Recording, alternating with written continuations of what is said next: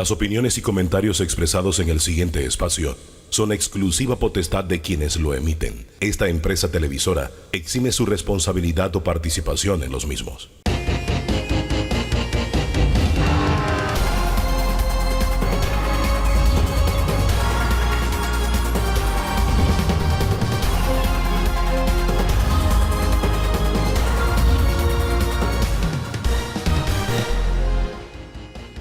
Amigos, sean todos bienvenidos a Debate Abierto Dominical. Tenemos un programa muy interesante con los temas de actualidad y vamos a ver cuáles son esos temas en la mañana de hoy. Arrancamos específicamente porque un nuevo salario mínimo empieza a regir a finales de este mes. ¿Cómo abordará el tema el sector privado y la clase laboral? Tenemos aquí a todas las partes. Generar empleo es uno de los retos del próximo gobierno. ¿Sobre qué base se debe trabajar y qué acciones nos sacarán a flote? Los expertos hablan. Primicia en Debate Abierto, la Fiscalía Electoral está tras la pista de 11 corregimientos que recibieron jugosas partidas. Aquí, ¿cuáles son y cómo avanzan estas investigaciones? Estamos a tan solo 4 meses de las elecciones presidenciales. ¿Conoce usted los planes de gobierno de los candidatos?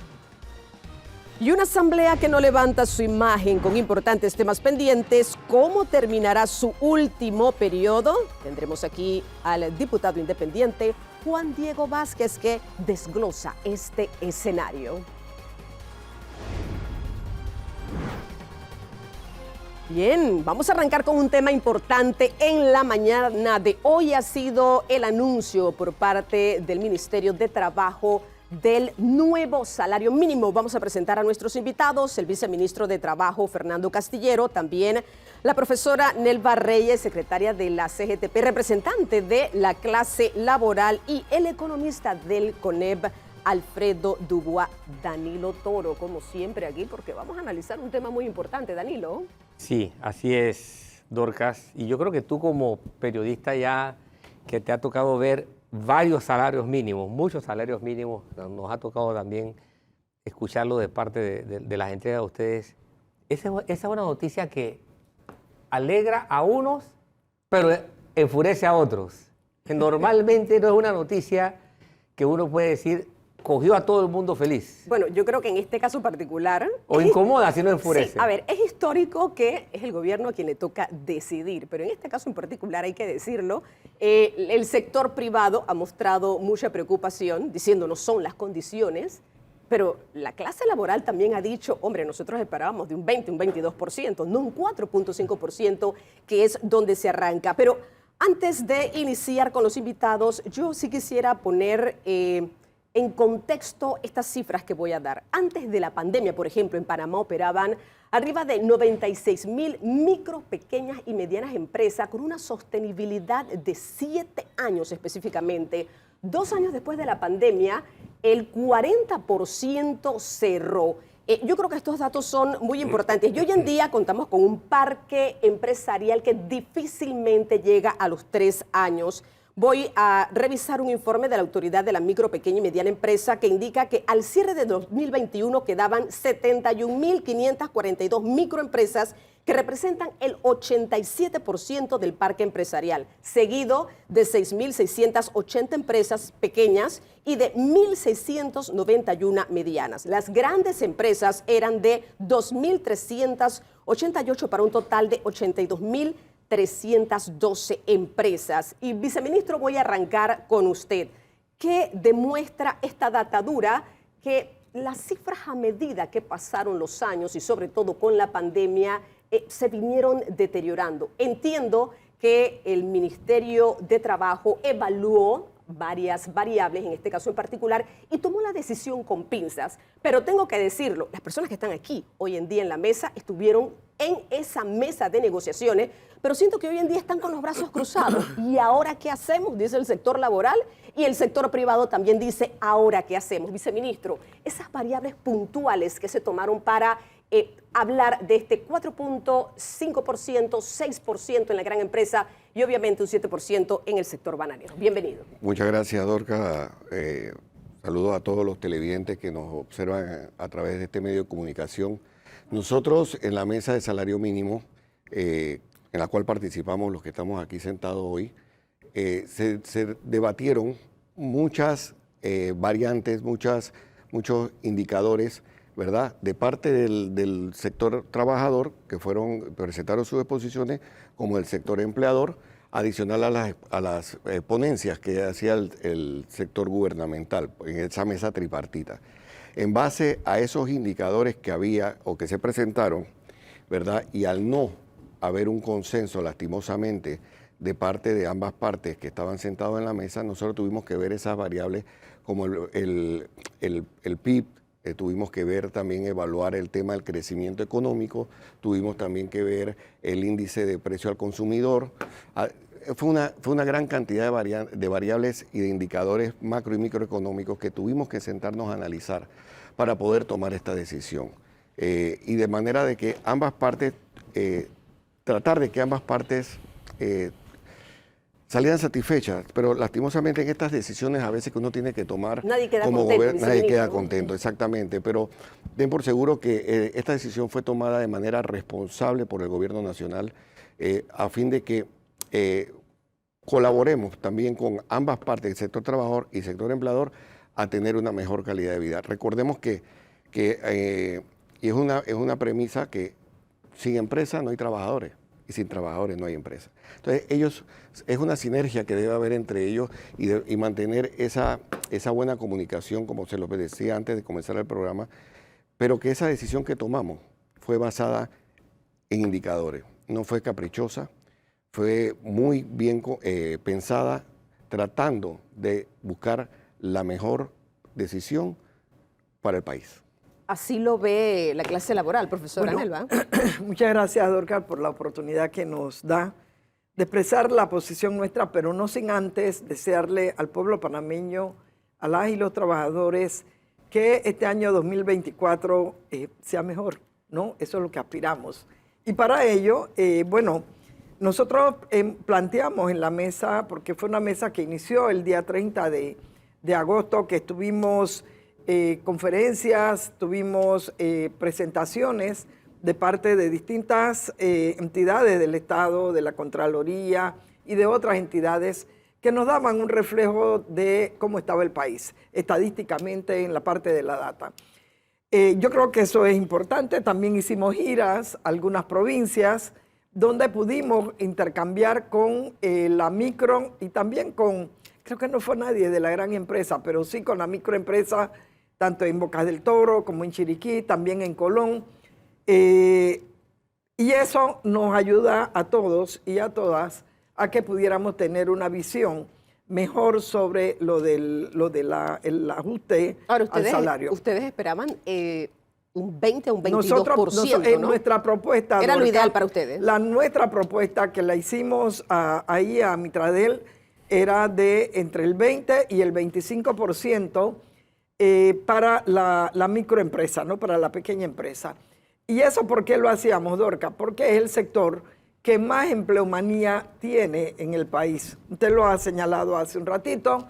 Hay 71,000 pequeñas empresas y eso genera empleo. Y planteábamos el 32% para la gran empresa. Lamentablemente, eso no lo logramos. Logramos el 4.5% y el 6% y el 7% para las bananeras. Esto a mí me parece que es importante porque se establece un porcentaje. A partir del porcentaje, y esperemos que en los otros salarios que se establezcan gire el porcentaje. Esto tiene la importancia de que ya no es aquel centavito que nos daban o que daba, diríamos, la empresa al trabajador, sino que se va por un porcentaje y ya en el porcentaje es un poquito más, ¿no?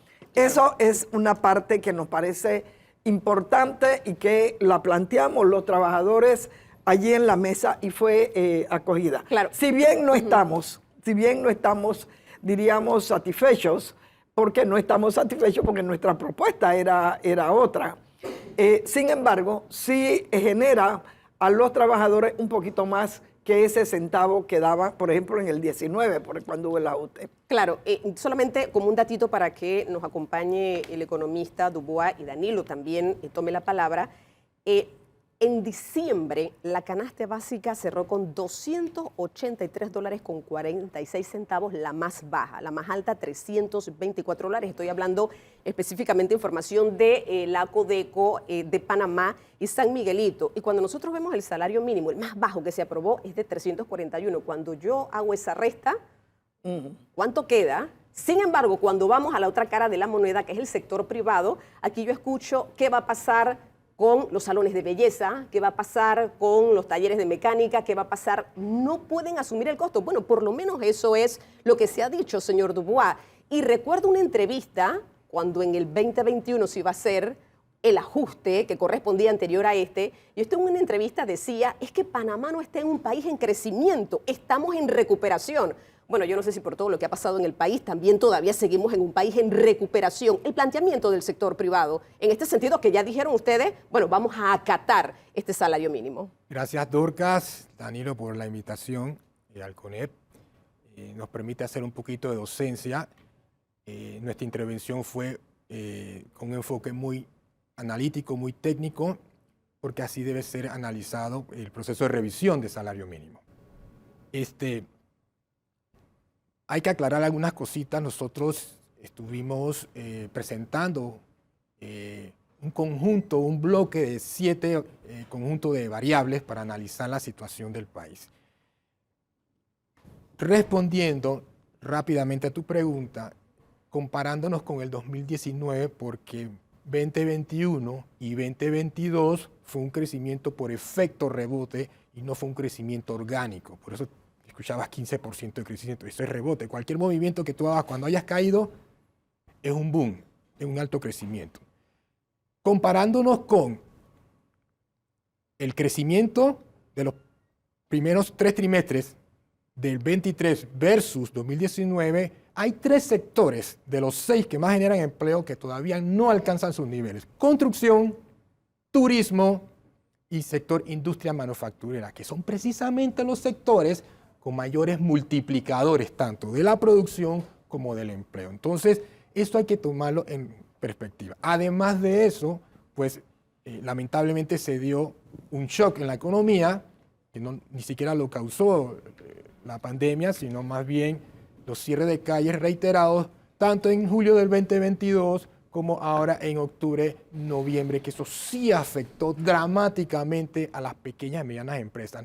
Nosotros usamos estadística del Parque Industrial o Parque Empresarial de Panamá, oficial del INEC, a 2021. El 75%, Dorcas, Danilo y audiencia, el 75% son empresas de 4 y menos empleados. Esa es la base productiva del país, que más o menos las cifras que ha dado ANPI, me entiendo, los datos que tú mencionaste al principio. Entonces, eso nos revela el sustento de la economía y la estructura que tiene nuestro país. Claro, y aquí un poquito, señor Dubois, es el efecto que esto va a traer. Por ejemplo, yo escucho el tema de reducción de empleo y me quedaba pensando, y Danilo, te doy la palabra, el desempleado es el más afectado con un salario mínimo que al final del camino las consecuencias que siempre ocurre, pero vamos a ver las consecuencias sobre todo en un año donde se van a escoger las nuevas autoridades, porque si tenía la esperanza de buscar un empleo, no sé si las empresas en este momento, el sector privado está pensando en contratar. Yo creo que la situación, el escenario es un poco complejo. Danilo, ¿cómo lo ves? Sí, habría que ver, Dorcas y distinguidos invitados, si el salario mínimo es realmente un punto de referencia en las relaciones obrero-patronales en Panamá. ¿Y qué tanto lo es? ¿Qué quiero decir con esto? Bueno, y de la gente que está empleada, ¿cuánta recibe el salario mínimo? Porque es muy probable que muchos empleadores no arrancan dándole el salario mínimo a sus empleados. Eso sería importante determinarlo. ¿Sí? Sí, perfecto, Danilo. Mira, hoy en día, según datos del INEC, a 2021 hay 133,000 personas que reciben 599 o menos. Eso es más o menos, nos da el universo de las personas que van a recibir este nuevo salario mínimo que, si usamos el más representativo, que es comercio al por menor, supermercado, nos va a dar aproximadamente 634 o 636. 636. Recordemos también por datos del MEF que el nivel promedio de perceptores de ingresos en el hogar en Panamá es 1.8, 1.9, casi 2 personas. Así que si lo multiplicas por 2, Danilo y Dorcas, que hacías énfasis, se alcanzaba, eso sería aproximadamente 1.200, casi 1.300 dólares. Obviamente el salario mínimo no es una meta. Como economía, como participante de la economía, sector público, trabajador y sector privado, debemos buscar la manera en que cada vez haya menos salario mínimo y que la gente pues gana más. Pero Señor Hugo, tenemos unas limitantes. Ajá. Es que iba a ir a este punto porque decía yo al inicio, esta decisión se tomó con pinzas, es decir, el gobierno debió de analizar bien cada una de esas variantes, pero del lado de acá habrá micro, pequeñas, medianas empresas que tendrán que cerrar por esto, o no necesariamente es así, porque si se evaluó bien esta condición es porque todo eso se tomó en la mesa de negociación. Sí, creo que se tomó, Dorcas, todas las partes, los equipos técnicos de todas las partes, creo que medimos eso. No contemplan cierres. Desde mi perspectiva muy personal, Dorcas, creo que más daño hizo los cierres de calles en noviembre, octubre, noviembre de este año, más daño hizo los cierres de calle en julio del año pasado a nuestra economía, al sector agropecuario, que es un sector muy noble. En pandemia, el sector agropecuario se mantuvo suministrando a la población panameña. Pero lo que no nos hizo la pandemia, lo hicimos nosotros mismos. Bien, ese es un dato importante. Entonces, lo segundo que había que ver es cuánto el salario mínimo empuja, mueve toda la escala. Porque lo lógico sería que, establecido el salario mínimo, quienes están en una escala salarial superior no queden próximos al salario mínimo, sino que también toda la escala se mueva. El efecto cascada. Ese es un efecto que hay que medir. Ahora bien, para corregirme, ya veo que no tanto se trata de que un sector recibe esta noticia como algo bueno y el otro se molesta. No, veo que nadie queda contento. Uno porque sienten que no es lo oportuno y otro porque sienten que no es lo suficiente. Ahora, aquí la pregunta es, ¿cuál ha sido el comportamiento en cifras? ¿Qué es lo que ha estado ocurriendo en un año de tanta esperanza y de tanta frustración en términos de empleo como el año 2023? Porque el año 2023 se pintaba como un año de recuperación, consolidar la recuperación, por un lado, cosa que parecía que estaba ocurriendo hasta que llegó octubre con todos sus maleficios, por decirlo de alguna forma. Bueno, mira, en el tema de empleo, de los niveles de empleo y desempleo, te puedo decir que nosotros teníamos en el 2020 para la pandemia llegamos a un 18% de desempleo. En el 2023, cerrando 2023, según la cifra del INEC, la hemos logrado bajar al 7.4%, que eran los mismos niveles del 2019 antes de la pandemia cuando entró esta administración. O sea que hoy día estamos en 2019. 2019. Adicional a esto, yo te puedo indicar de que nosotros en el Ministerio de Trabajo llevamos una data de registro de contratos, donde se ha podido ver cómo en la medida de que van pasando los años se ha ido incrementando, al punto que a noviembre de este año tenemos registrados 245.548 contratos de trabajo con respecto al 2022, que fueron 240.954, es decir, que ha habido un incremento con respecto al 2022 en cuanto al registro de contratos de trabajo en el Ministerio. Eso te da a entender de que pues, hemos ido recuperando, ¿verdad?, los niveles de empleabilidad, bajando el desempleo. ¿Pero contratos definidos o contratos que se sostienen en el tiempo? Hay de todo. La misma ley te permite tener contratos por tiempo definido, por tiempo indefinido, por obra determinada, ¿verdad?, de acuerdo a la actividad de la empresa. Y te dan dentro del marco legal de lo que es el ministerio. Así que muchas personas entran con contrato definido que al vencerse su contrato continúan laborando y la relación se transforma en indefinida. Profesora, sí, disculpe, viceministro, ¿cómo lo visualiza usted? Digo, al final del camino esto es lo que hay. Escuchaba antes de que entráramos en el programa la mesa de salario mínimo queda abierta. Bueno, sí, ya se aprobó, este salario rige por los próximos 2 años. Por ejemplo, en el tema doméstico son $25. Ahí sí hubo algo general para las 2 regiones, ¿no? Sí, para las 2 Así regiones es. quedan los 25 balboas.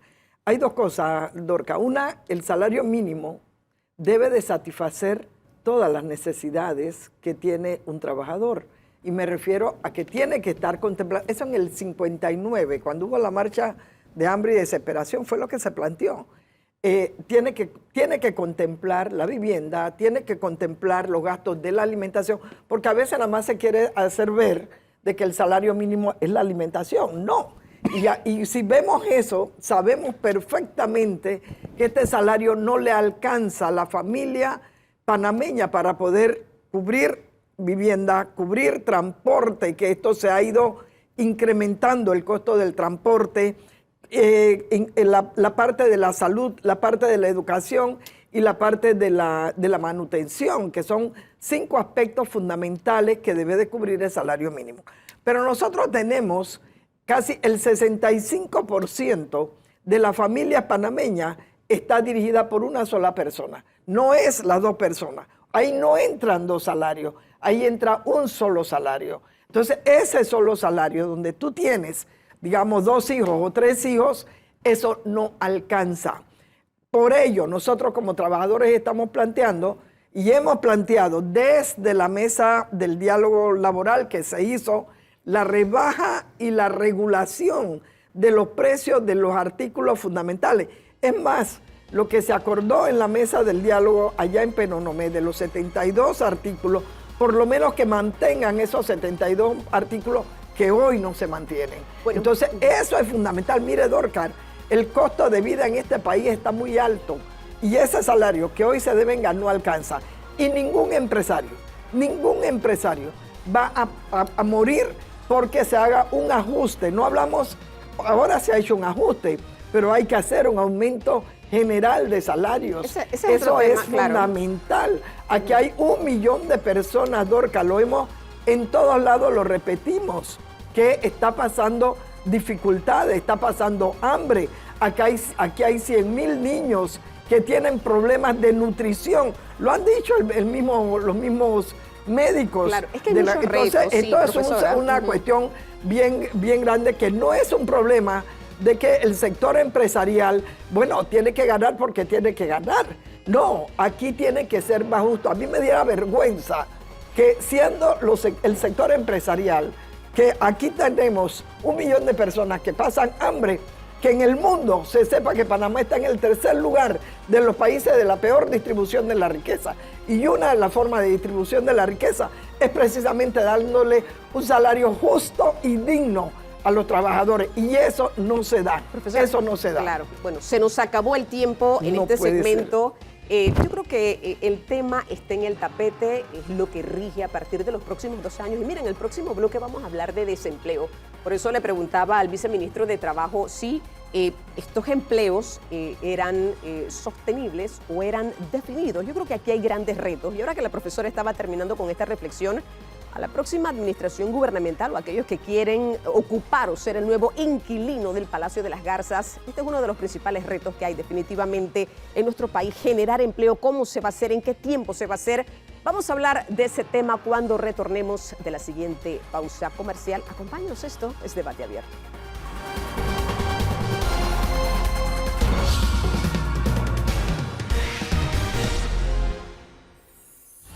Amigos, continuamos en Debate Abierto, ahora viendo uno de los retos de la próxima gestión gubernamental y vamos a ver cómo termina esta, pero vamos a ver la actualidad. Con nosotros se encuentra René Quevedo, experto en temas laborales, y también el doctor Eric Molino Ferrer. Él es economista, una persona que maneja muy bien el tema. Y aquí vamos a ver la actualidad y cómo nosotros podemos tener una visión de país para hacer los cambios necesarios y poder generar esos empleos. Pero voy a arrancar con este dato. Mire, el INEC dice que el Mitradel tramitó arriba de 200,000 contratos de trabajo, lo que representa un 13.9% en comparación con el 2022. Le hacíamos la pregunta al viceministro de Trabajo y la dejo en este panel.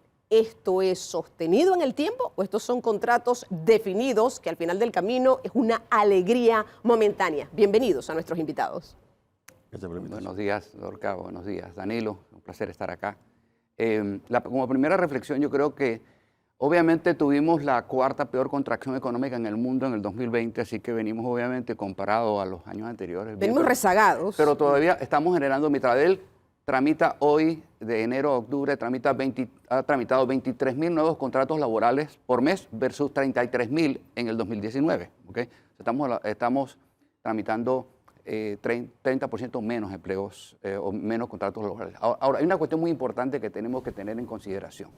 2 de cada 3 empleos en el país, de empleos privados, son de informales y trabajadores que trabajan en empresas de menos de 10 colaboradores. Es decir, esto quiere decir que el microempresario formal e informal es la columna vertebral del empleo. 1. 2. La economía panameña no genera empleo formal, lo genera el Estado. ¿Okay? Le doy data. Hoy tenemos 26.000 asalariados menos que hace 10 años, pero tenemos 77.000 funcionarios y 235.000 informales más que hace 10 años. Nuestra economía básicamente genera informales y funcionarios. Esto se mantuvo durante la pandemia. Efectivamente, hoy tenemos la población ocupada, es mayor a la de agosto del 2019. Sin embargo, hoy tenemos 20.000 asalariados privados menos en el 2019, pero agregamos 36.000 funcionarios y 49.000 informales. Quiere decir esto que nuestra economía solo genera informales y funcionarios. Somos una economía de informales y funcionarios financiada con plata prestada. Esto no es sostenible. Claro, y voy un poco aquí, doctor Molino, ¿cómo se puede generar en nuestro país empleo de calidad? ¿O a qué nosotros estamos llamando hoy en día empleo? Yo creo que es un poco la reflexión que tenemos que hacer, porque el señor Quevedo pone en perspectiva cuál es nuestra realidad, pero usted como economista tal vez nos pueda dar un poco de luz. ¿Hacia dónde nosotros debemos ir? Yo creo que este sí es uno de los grandes y primordiales retos que va a tener la próxima gestión gubernamental.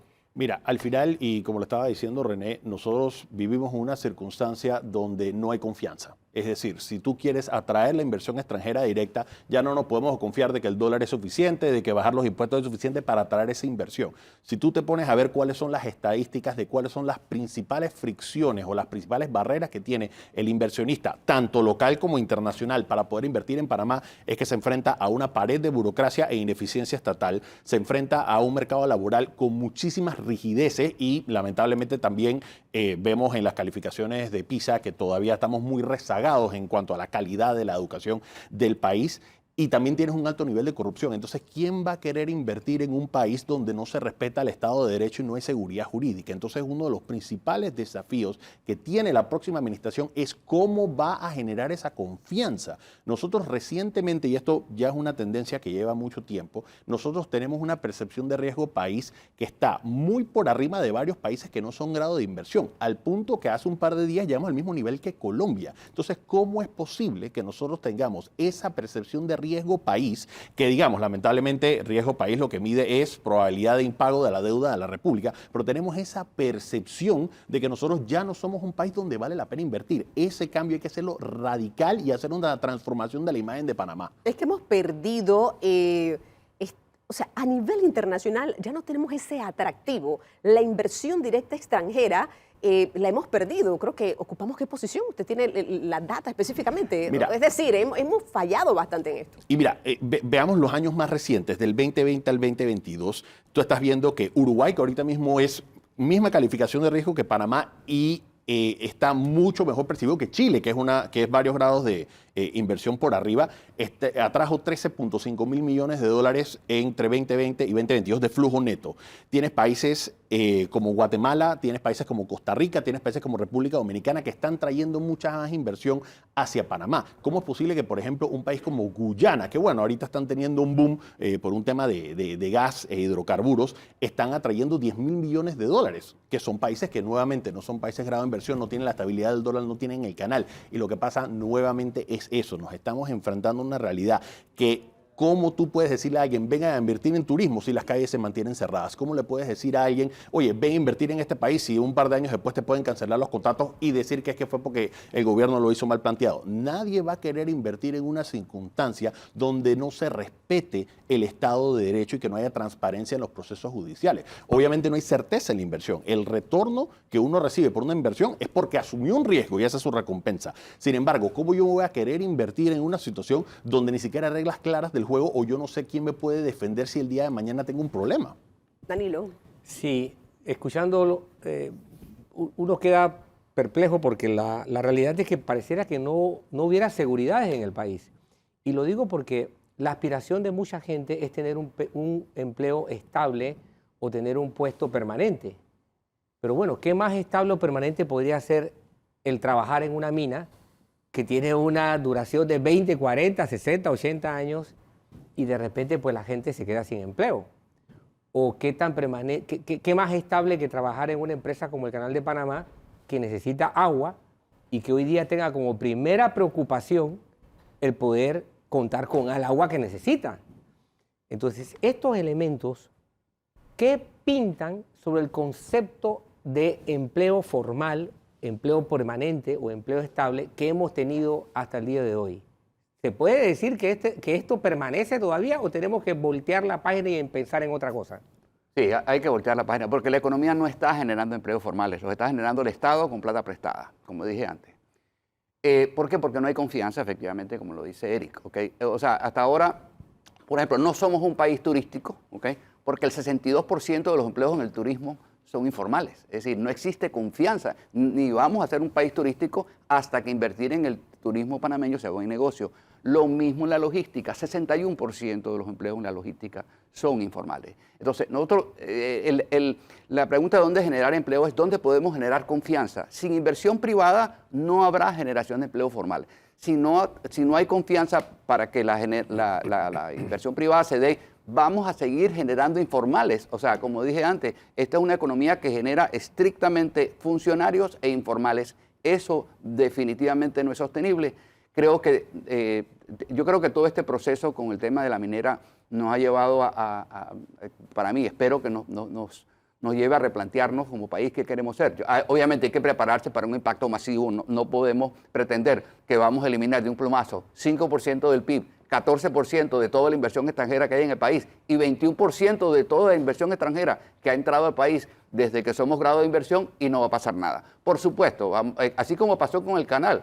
Cuando se culminó el canal, en los próximos 2 años o 3 años posteriores, se perdieron 62.000 empleos, de los cuales 25.000 fueron en áreas que no tuvieron nada que ver con la construcción, o sea, comercio, hoteles y restaurantes, hasta agricultura. Entonces creo que tenemos que prepararnos para ese impacto, y mirar al futuro. Disculpe, yo creo que eso es lo que está pasando. Usted ha dado en el clavo. Tenemos que prepararnos para ese impacto. El tema es qué está haciendo en los últimos meses que le queda esta gestión gubernamental y cómo se prepara ya aquel que quiere ser el nuevo inquilino del Palacio de las Garzas. Por ejemplo, doctor Molina, usted ha dicho, entre desempleo e informales hay casi 1 millón de personas. El desempleo en nuestro país cerró con 7.4%. ¿Se mantiene con las políticas que tenemos en este momento o aumenta? Es decir, ¿cómo lo ven ustedes? Tenemos un escenario un poco complejo y lo que va a recibir la próxima gestión gubernamental no va a ser nada fácil. Es decir, los desafíos se van a ir incrementando. Sí, ahora, ojo, esa tasa de desempleo se debe a que aumentaron los informales y aumentaron los funcionarios. Claro, ¿no? que es importante aclarar ese punto. O sea, definitivamente, estamos generando 30% menos empleo formal que en el 2019. Volvemos al tema. Yo creo que, como digo yo, el próximo gobierno no ha agarrado el bate y ya tiene 2 strikes. ¿Okay? Es decir, hay una situación extremadamente complicada porque no hay confianza. O sea, ¿dónde podemos generar confianza? Hay un tema que mencionaba Eric, burocracia. Al empresario lo está ahogando la burocracia. O sea, la generación de empleo tiene que ver con la estabilización de la demanda, tiene que ver sostenibilidad de la demanda. Si no hay demanda, no va a haber venta. Si no hay venta, no hay ingresos. Y si no hay ingresos, no hay empleo. Entonces, en los negocios no hay certezas, hay perspectivas, hay confianza. Yo no me voy a meter en un negocio si no pienso que me va a ir bien. Y ciertamente no voy a contratar a nadie. Si no generamos esa confianza, no va a haber contrataciones. Sin inversiones no habrá contrataciones. Entonces creo que es un tema que tenemos que abordar. Lamentablemente estamos entrando en una época electoral donde estamos más preocupados de buscar culpables que de encontrar soluciones a problemas que no entendemos. Lamentablemente, sin inversión privada seguiremos generando informales. Ya esta economía genera exclusivamente informales y funcionarios. Entonces creo que tenemos que atacar el tema de la confianza. ¿Cómo podemos mejorar? Si hay que desarrollar el turismo, pero tenemos que primero realmente crear confianza de que invertir en el turismo panameño es buen negocio. Claro. Si eso no ocurre, no va a haber, vamos a seguir generando empleos informales en el turismo. Y claro, usted mencionó una palabra, burocracia, y al doctor Mulino lo he escuchado hablar de reducción del Estado, Sí, que ha así sido es, un poco, así es. y sé que eso ha traído varias reacciones, Danilo. Pero además, burocracia parece ser una enfermedad que no necesariamente tiene que ver con la reducción del tamaño del Estado, sino con la cultura de gobierno a distintas escalas. Sí. Por ejemplo, construcción, que fue un sector que usted mencionó. Construcción en distintos distritos es una catástrofe para un inversionista. Sí. Porque la Oficina de Obras Municipales pide cosas que tienen que venir de los bomberos y del IDAN. Pero los bomberos le piden cosas que tienen que venir de la Oficina de Obras Municipales. Y el IDAN pide cosas que tienen que venir de los otros. Entonces usted tiene un círculo vicioso del que no sale. Y mira, ahí... Y esta burocracia desestimula. Entonces, y eso a escala distrital. Cuando bien podría haber una ventanilla única. Caso típico, el caso en Chiriquí, por ejemplo, en su principal distrito, su distrito cabecera, David. Pero, y como es un montón de burocracia, que no tiene que ver con el tamaño del Estado, sino con la rueda de funcionamiento del Estado. Mira, y te diría que hay burocracia que conceptualmente está bien intencionada para que hagan los controles y que las cosas se hagan correctamente. Y está la burocracia malintencionada, que es básicamente corrupción disfrazada. Y eso lo tenemos que tener muy claro. Entonces, cuando, por ejemplo, yo que abogo a una reducción del tamaño del Estado, precisamente una de las cosas que uno está diciendo es tú tienes que simplificar cosas, evitar dualidades, tratar de que las cosas, por ejemplo, una ventanilla única digital. Hay muchísimas cosas que deberían poder, tenemos una autoridad de innovación gubernamental, hay muchísimas cosas que yo sí creo que se han digitalizado, pero que todavía nos falta mucho. Hablaste de construcción. Construcción ahorita mismo es uno de los sectores que se te baja la data de la Superintendencia de Bancos, que tiene la mayor cantidad de cartera vencida comparado con los otros sectores. ¿Y por qué es esto? Principalmente porque el Estado les debe mucho dinero. Tú tienes 1.7 mil millones de dólares de deuda que se le deben a los proveedores por parte del Estado. Entonces, ¿tú cómo vas a no esperar un efecto en cadena de que no le pagan a la constructora? La constructora no le paga el de los materiales, el de los materiales no le paga a sus proveedores y a sus empleados se les atrasan. Entonces, ¿cómo no vamos a tener condiciones propicias para, como decía René, una demanda sostenible si al final el que arranca empujando la bola es el Estado, es en vez de estarla empujando lo que está es alándola para que no se pueda mover? Entonces, ahí es donde yo digo que nosotros debemos eliminar muchas funciones que son duplicidades, que son barreras a que las cosas se puedan hacer eficientemente y, en mi opinión, habilita la corrupción. Sí, hay cosas que uno ve, y por ejemplo en el interior, Coclé, que va a recibir un impacto importante por la salida de la minera en materia de actor económico, Chiriquí, que está teniendo una dinámica, que ha tenido una dinámica muy propia, muy autónoma, pero uno se pregunta, ¿a qué podría apostar el Estado para asegurar un poco las economías en las provincias? Porque acá en Panamá, el fuerte, el comercio al por mayor y al por menor, es el gran empleador por el sector privado, parece tener un movimiento muy estable, como que no se empina un poco, no crece. Pero en el resto de las provincias la preocupación es por dónde crecer, a qué sector mirar, porque turismo, que es una apuesta, no se ve estimulado. Actividades industriales, producción de energía, el sector agropecuario, tampoco parece estar recibiendo un soplo de viento que le pega a la vela para echar hacia adelante. Entonces, ¿por dónde estimular? ¿Por dónde decir aquí hay un respiradero? Mira, y quiero decir algo muy breve. Independientemente de quién gane las próximas elecciones, ojalá se empiecen a hacer análisis reales y científicos en vez de hacer consignas políticas. Aquí, y con todo respeto, tuvimos una invitada diciendo que Panamá es el tercer país más desigual del mundo. Eso es mentira, buscándolo en Google rapidito. Panamá es el tercer o cuarto de Latinoamérica, considerando que Venezuela ya no reporta desigualdad. Pero, o sea, ese tipo de consignas políticas para tratar de motivar y políticamente influir está totalmente infundada. Si tú me dijeras por lo menos que nosotros hemos tenido un aumento en la productividad, tú podrías decir, oye, mira, ha habido un aumento en la demanda, sí se sostiene un aumento en el salario mínimo. pero decir, bueno, vamos a aumentar el salario mínimo 20%, transmitirle eso a la empresa. La empresa no puede cargar más de 20% al precio de sus productos porque le dejan de comprar. Entonces, realmente, ¿a quién estamos beneficiando? Pero ese, lamentablemente, es el tipo de análisis que nosotros estamos teniendo en la política hoy en día. Está basado en sentimientos, como dice René, está basado más en cuentitos en vez de en las cuentas, y eso lo tenemos que cambiar, independientemente de quién gana las próximas elecciones. ¿Cuál es su visión, doctor Mulino, sobre lo que debe pasar? Porque yo creo que usted también ha dado en el clavo, más allá de la política o de promesas en campaña electoral, los expertos, los técnicos tienen que hacer esos aportes valiosos, y no sé si en este momento, bueno, cada candidato tiene sus grupos que le están apoyando, pero fríamente y con el conocimiento que usted tiene, ¿cuáles serían esas estrategias? ¿Hacia dónde debemos ir? ¿Cuál sería ese cambio de timón? ¿Qué propondría usted específicamente? Lo primero es entender que están habiendo varios fuegos pasando a la vez. Lamentablemente no es que tenemos, digamos, se nos quemó la mano. O sea, tenemos todo el cuerpo con algún tipo de enfermedad y hay que atender todas las cosas a la vez. O sea, nosotros no podemos decir, bueno, nada más es el tema de finanzas públicas cuando también tenemos un problema de agua que está afectando el comercio mundial a través del canal. O, por ejemplo, nosotros no podemos decir, oigan, vengan a invertir, pero no tenemos estabilidad jurídica y tampoco tenemos que se respete la libertad de tránsito. Entonces, nosotros realmente lo que tenemos que hacer es una cosa integral, empezando por estabilizar al paciente, reduciendo la carga que tiene ahorita mismo el Estado en gasto corriente y no en inversión, repriorizar los gastos a la inversión para que puedas atraer asociación pública-privada, inversión extranjera directa y se puedan generar los empleos que son ya más formales. Eso es lo que hay que empezar a hacer, pero desde el día 1. Sus consideraciones finales, muy breve, don René. A ver, el Estado tiene que pagar sus cuentas. Esa es la primera fuente de reactivación. ¿Okay? Tenemos que prepararnos para el impacto de la minera. Como le vaya al comercio, le irá al país. ¿Okay? Uno de cada 3 trabajadores del país o es un agricultor o trabaja en el comercio. Tenemos que apostar por comercio y agroindustria fundamentalmente. Obviamente, y en segunda instancia, turismo y logística, desarrollando confianza. No podemos construir un país basándonos en empleo informal. Bueno, muchísimas gracias a nuestros invitados. Definitivamente hay muchos retos en torno a este tema. Generación de empleos y todo lo que tiene que ver con crecimiento económico, cuáles son esas estrategias y esas políticas que hay que aplicar. Vamos a una pausa, será muy breve, pero mire, aquí tenemos una primicia en debate abierto. La Fiscalía Electoral está tras la pista de 11 corregimientos que recibieron jugosas partidas. Sí, el tema de la descentralización. ¿Cuáles son? ¿Quiénes son los responsables? ¿Cómo están en este momento esas investigaciones? Lo vamos a ver cuando retornemos de la siguiente pausa comercial. Acompáñenos.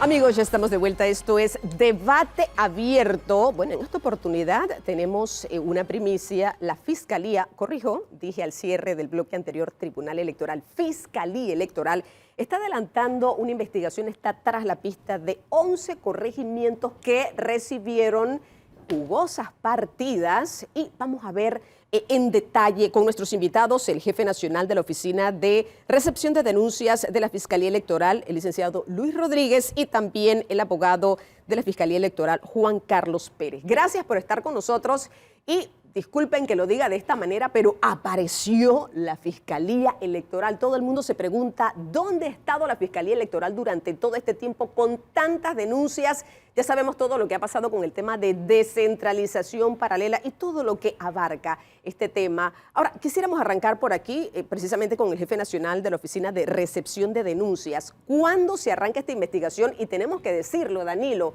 en su momento escuchamos al fiscal Dilio Arcia decir, aquí hay cosas que no hay los elementos necesarios para investigar. Sin embargo, hoy vemos que no solamente se inició esa investigación, sino que hay 11 corregimientos específicamente que están tras la pista o en la mira de la Fiscalía Electoral. Bienvenido.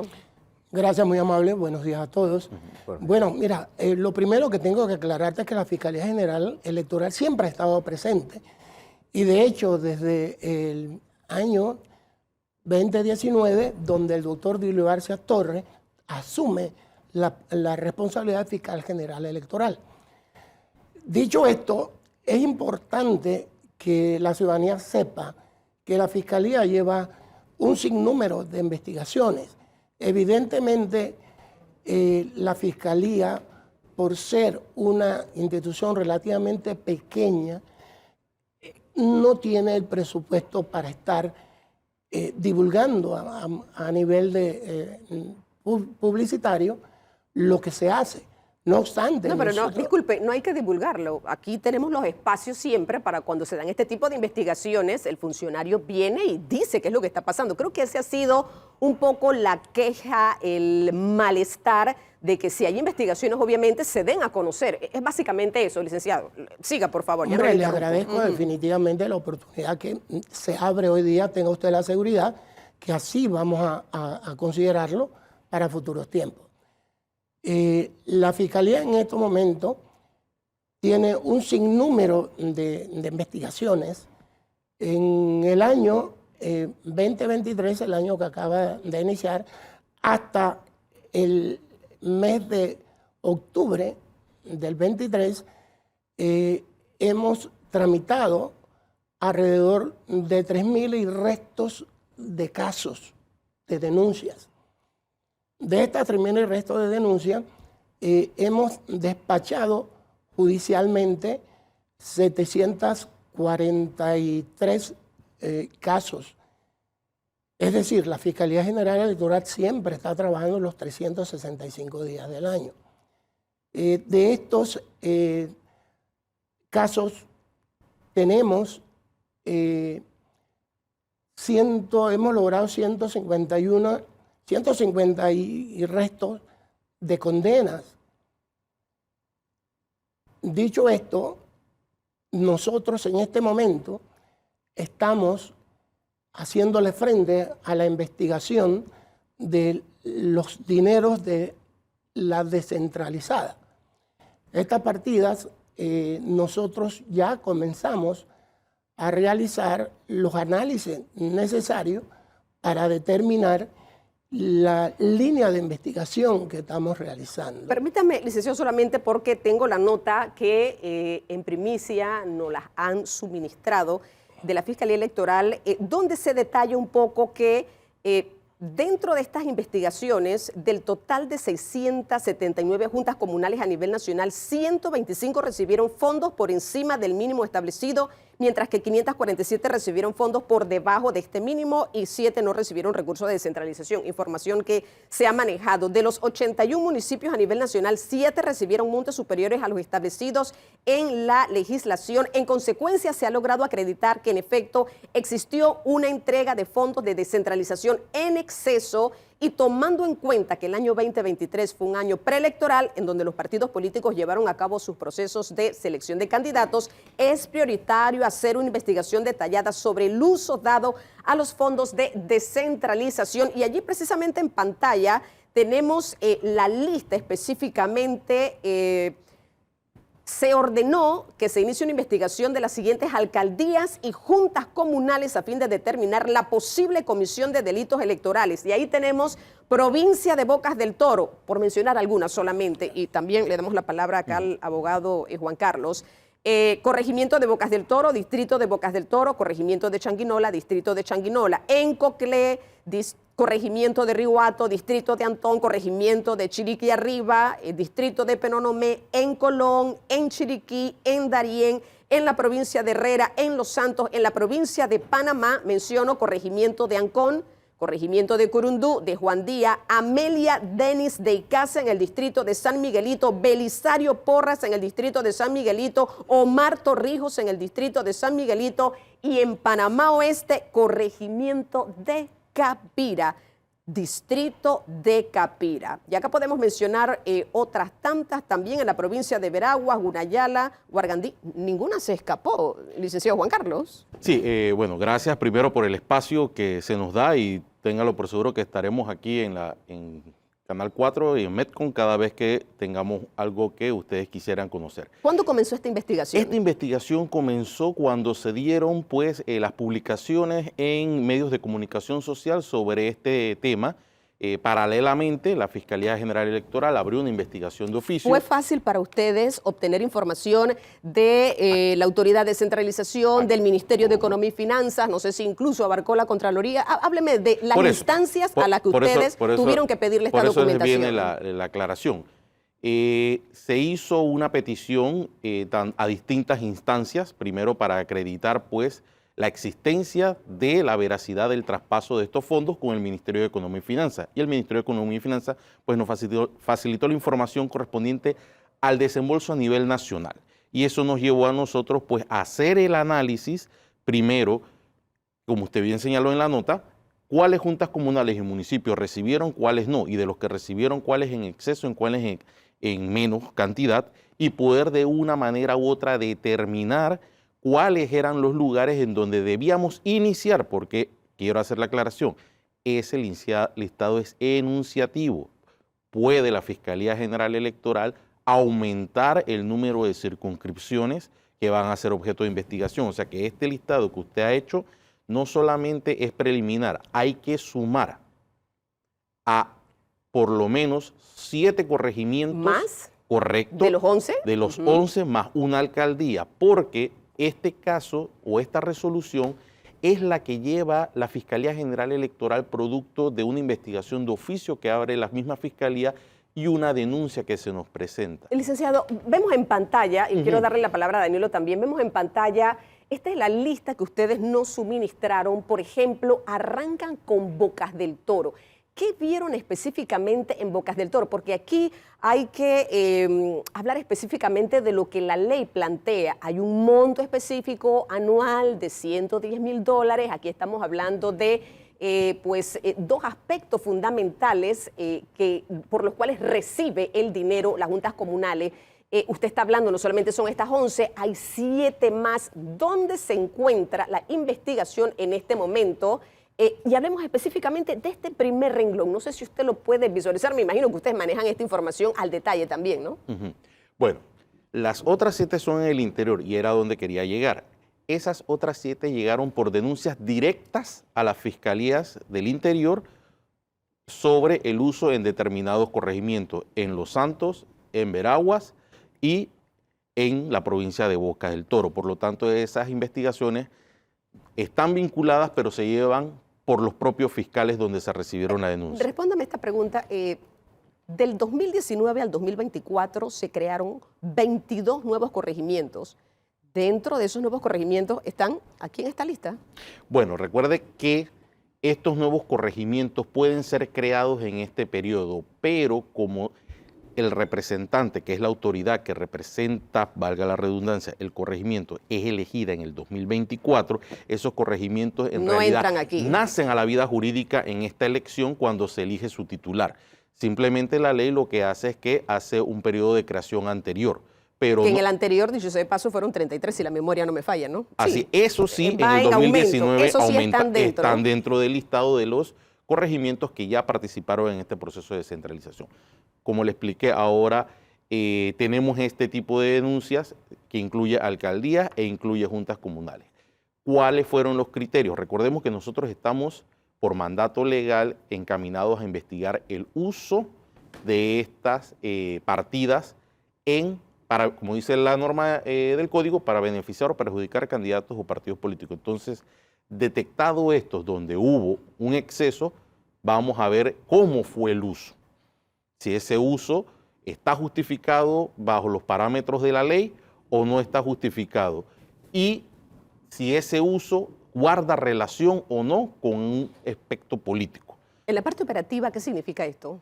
¿Van a entrar a las juntas comunales, están revisando documentación, están citando a representantes de corregimiento? Efectivamente, vamos a entrar a revisar la documentación de los gastos, cómo se usaron y determinar si esos o no tienen una incidencia en el tema político.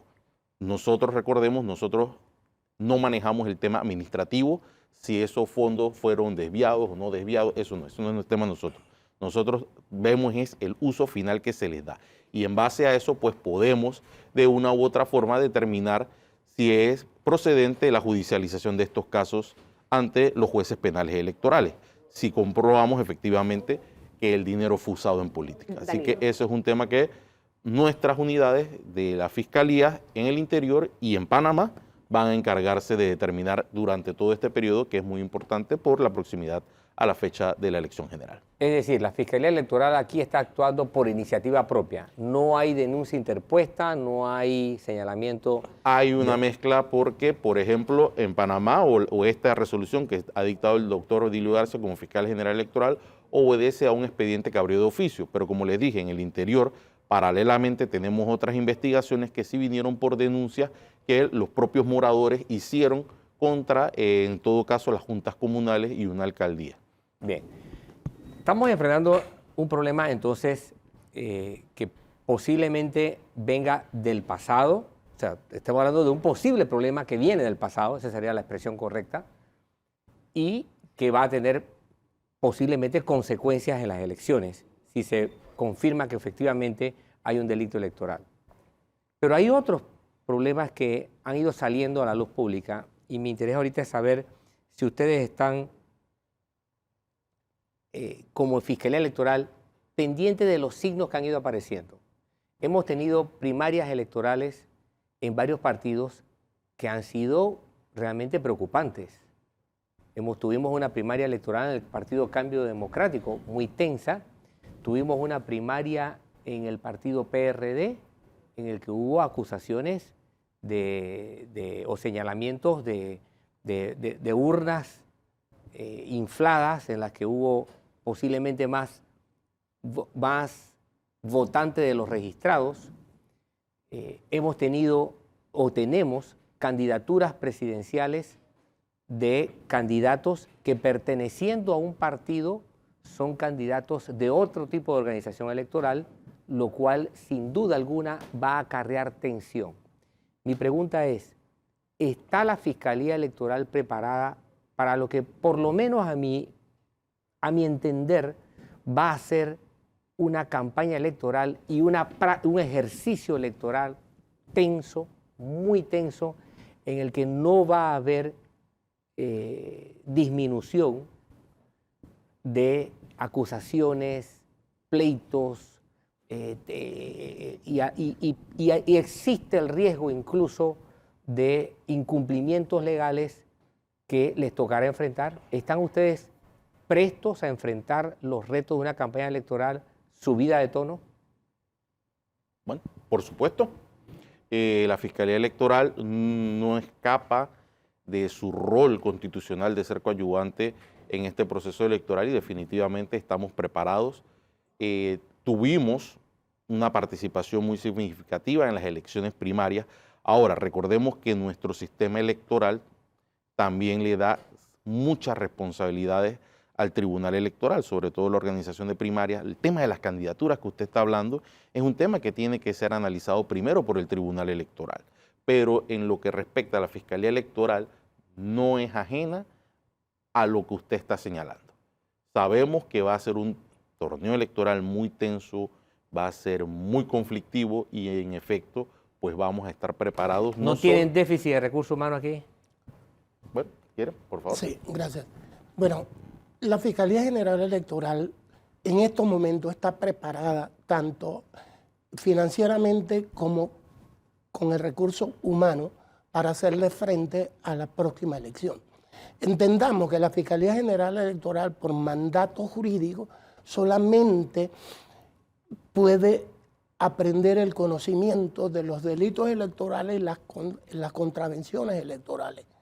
No así del proselitismo político, de la propaganda electoral. Eso quiero dejarlo muy claro. Y en cuanto a, unando un poco más de la preparación, quiero recordarles que para las primarias de todos los partidos políticos, nosotros tuvimos una participación activa, de manera que fuimos de centro en centro a verificar el comportamiento de esas elecciones. Quisiera, y yo creo que ese punto es importante, solamente mencionar los municipios que están dentro de esta investigación: Bocas del Toro, Changuinola, Antón, sigo buscando por acá, Chagres, el municipio de Colón, el municipio de Chepigana, esta es la lista de los municipios que están dentro de esta investigación, ¿verdad? Bueno, dentro de la investigación solo está Almirante y Boquerón. Lo que hemos puesto es el corregimiento con su correspondiente distrito para una ubicación geográfica. Son 2 municipios, para tenerlo claro. Pero, para tenerlo En claro, la etapa vamos inicial. a iniciar con 2 municipios. ¿Cuándo pudiese haber una respuesta, resultado de esta investigación? Esperemos que para el mes de febrero ya podamos tener los primeros procesos, sobre todo los del interior, que van mucho más avanzados porque están focalizados solamente en un lugar, poder tener ya una idea clara y poder entonces hacer la judicialización correspondiente. Porque recordemos de que ya el proceso penal con el nuevo sistema inquisitivo, bueno, que ya tiene va para 10 años, hay muchas etapas que tienen que ir ante un juez para poder llegar a un juicio final. Antes no, era el sumario, se investigaba y se presentaba todo. Corríjame si no es así, las sanciones para quienes se les compruebe este delito es prisión de 1 a 3 años. Correcto, e inhabilitación. Inhabilitación de cargos políticos y también, me falta uno, y suspensión de derechos ciudadanos. Bueno, vamos a dejarlo de ese tamaño. Hay una investigación en febrero, se puede conocer qué es lo que ha pasado. En este momento la Fiscalía Electoral está con este procedimiento muy importante, así que vamos a ver qué pasa con relación a este tema importante. Vamos a ir a un cambio y en breve retornamos con más aquí en Debate Abierto. Acompáñenos.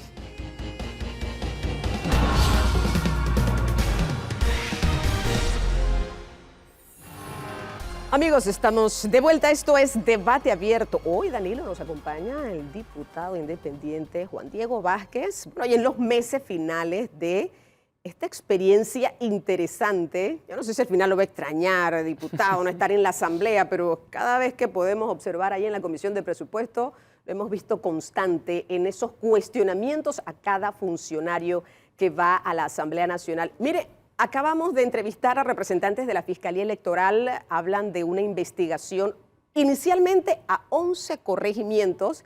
En la Amelia Denis de Casa es uno de esos, específicamente acá en el distrito de San Miguelito se mencionan otros tantos y que tiene que ver precisamente con este tema de descentralización y el exceso de partidas entregadas durante estos últimos años y hemos visto cómo ha estado este tema puntualmente. Sus consideraciones, diputado, el escenario en el que nos encontramos en este momento, a ver, a nivel político, a nivel de gestión de gobierno, ¿cómo lo ve usted? ¿Bajo qué lupa lo ve usted en este momento? Bienvenido. Mira, yo creo, Dorcas, que todo lo que está ocurriendo con esta elección plantea retos muy interesantes y difíciles para el electorado y, por supuesto, para los políticos que están participando de las elecciones. Yo lo que creo es que esto que tú comentabas, que está ocurriendo lamentablemente en San Miguelito, es lo que ha venido pasando y ustedes, pues, que tienen un par de elecciones más que yo votando, lo podrán reconocer en el tiempo, pero de lo que yo recuerdo y, bueno, de la que yo viví y que gracias a Dios pude ganar, cada vez vemos más el monstruo del clientelismo, el monstruo del dinero, sobre todo público, pero también privado, no buscando cómo promover ideas, propuestas, soluciones reales para la gente en San Miguelito y en el país, sino para el que tiene hambre por culpa de la corrupción, porque hay que decirlo, el que tiene hambre hoy en este país es por culpa de la corrupción, muy probablemente, llevar una bolsita que le dura 4 o 3 días y ya con eso yo consigo un voto y quedarme allí para robarme un montón de plata y luego volver con una bolsita de $15 cada 5 años a buscar ese voto. Entonces yo sí creo que la situación no es fácil, pero yo sí te digo algo, y tal vez es un anhelo mío, de joven, de inocente, pero estoy optimista, porque lo que yo estoy viendo cuando recorro las calles del país es que aún las personas más necesitadas han abierto los ojos. Y creo, como lo hemos debatido antes, que los últimos sucesos, que si julio de hace 2 años, que si octubre del 2023, ha ido permitiendo que la gente, más allá de que despierte, porque creo que cuando la gente sale a la calle no es que despertó, es que estaba buscando una razón y finalmente la encontró. Pero ese, no voy a decir ese monstruo, porque ese es el pueblo, ese pueblo está allí. Esa gente que quiere un cambio está allí. Pero lo que yo sí creo que tuvimos, sobre todo con lo que ocurrió con todo el contrato minero, que recordemos tenía 25 razones por las que era inconstitucional, la gente dice, pero la gente dice algo que no decía antes, no sé usted qué piensa, Danilo. Oigan, ¿y esos diputados no leyeron? ¿Quién decía eso antes? Pero cuando uno ve diputados que aprueban algo de tal magnitud y que después incluso decían, no leí, me dijeron, el presidente nos llamó y yo aprobé, por favor disculpen. Ya la gente dice, no, pero es que el diputado tiene que leer. Y cuando vemos diputados que no leen, diputados que no van, pero que salen entonces, y todo se amarra, con la bolsita cada cierto tiempo para la elección, ahí es donde uno tiene que darse cuenta, y creo que cada vez más gente se da cuenta que la política debe ser para servir, que requiere compromiso, que no es un trabajo fácil, lo dejo claro, pero que requiere voluntad, sobre todo voluntad de hacer las cosas bien. Entonces yo, entre todo, optimista. Ese despertar del que usted habla se va a traducir el 5 de mayo en las elecciones. ¿Qué piensa usted?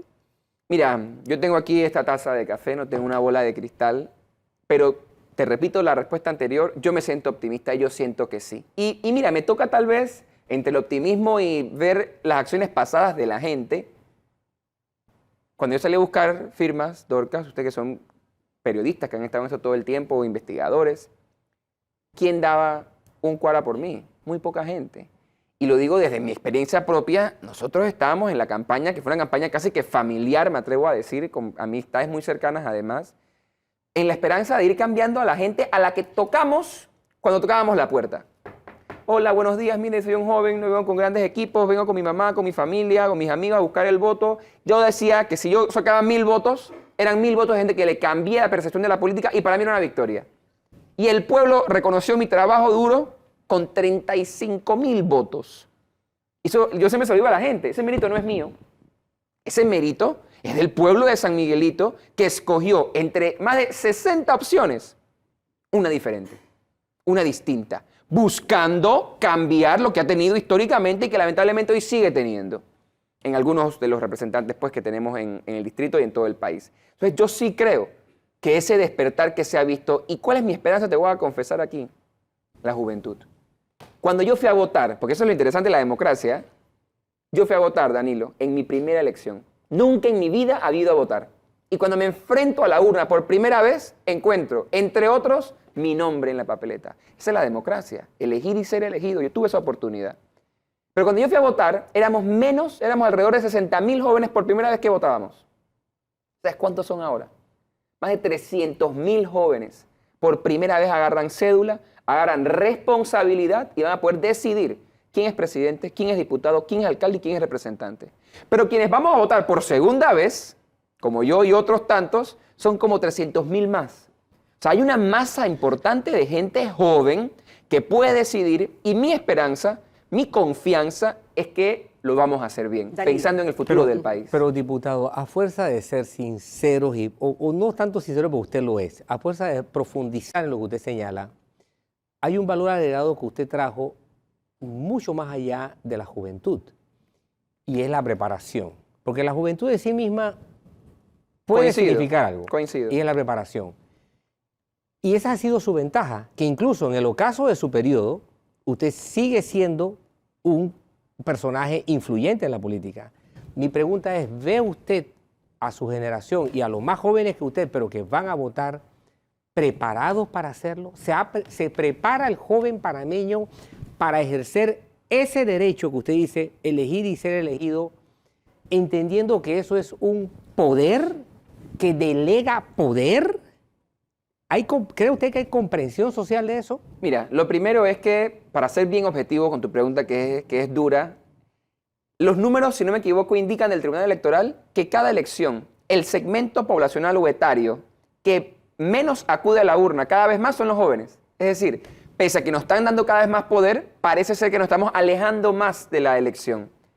Aquí amarro de nuevo todo con lo que decía Dorcas. Lo de octubre demostró que si bien todo el país, desde Darién hasta Bocas y Chiriquí, salió a la calle de todas las edades, porque yo vi gente hasta en silla de ruedas muy mayores, el joven fue el que tuvo tal vez ese primer brillo de decir, hey, no, con el país no, con el ambiente no, con la Constitución no, salgamos.